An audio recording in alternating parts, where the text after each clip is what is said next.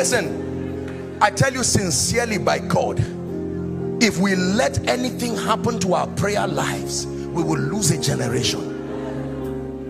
There are many nonsense. Even if you are feeling sleepy, sleep in the place of prayer.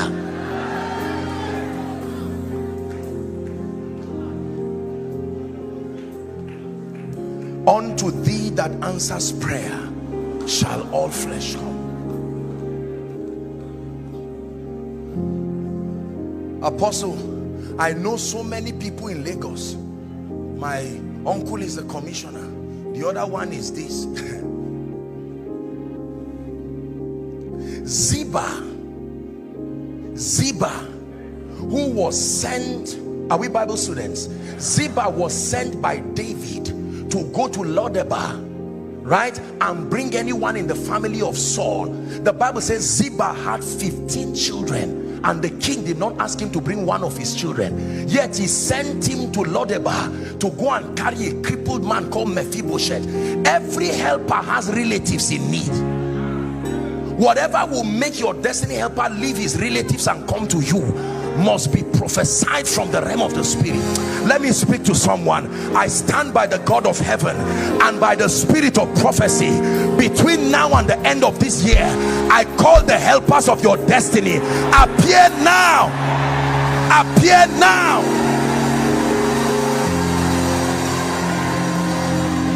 Please sit down.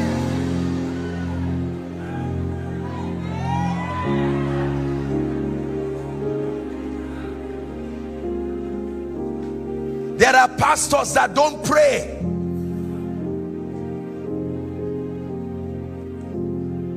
There's nothing wrong with watching TV, but you watch TV, you watch football, you browse, you finish up with a movie and get up and just jot one or two things in a note. No, sir.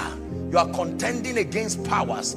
As members come, don't just look at their clothes. There are spirits hanging on people's destinies that are the mercy of a track record of real fire. There are things you cannot fake.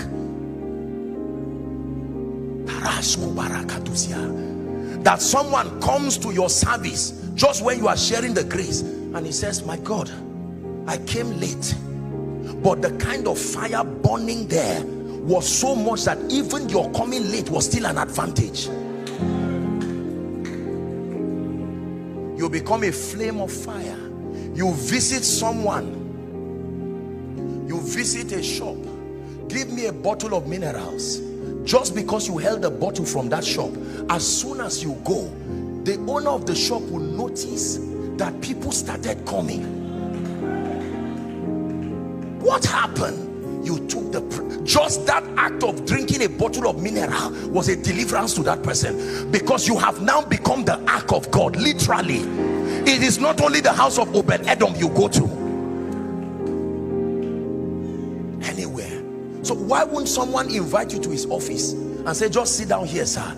He won't tell you that's why he brought you.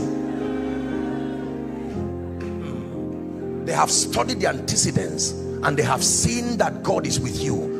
Rabbi, we know that thou art a man sent from God, for no man can do these things except. Let me tell you, if you do not carry fire, it's unfair for men to need you. Why should they need you? Prayer. Please, if your prayer life has gone down in this conference, trust the Lord.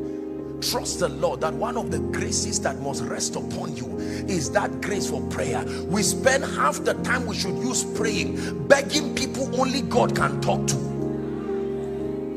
They are like the unrighteous judge.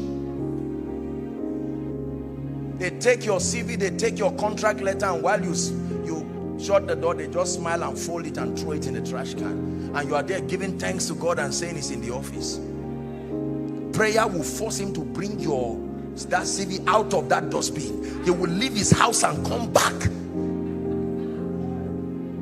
The moment he wants to forget, the spirit of prophecy will come on his wife and say, honey, remember you said you will help that man. Let's wrap up this issue of prayer with one revelation. Nothing just happens. Please say it with me. Nothing. You don't just make money. Men don't just come. Your ministry doesn't just grow. A territory doesn't just hear you because you have something to say. Every time Pastor Nathaniel blows that thing you see is not an instrument, it's an altar. Because it releases the covenant that he has with God. There are specific things God has told him, that when the shofar is lifted, you are hearing music, but he's invoking the grace that backs the covenant he has with God.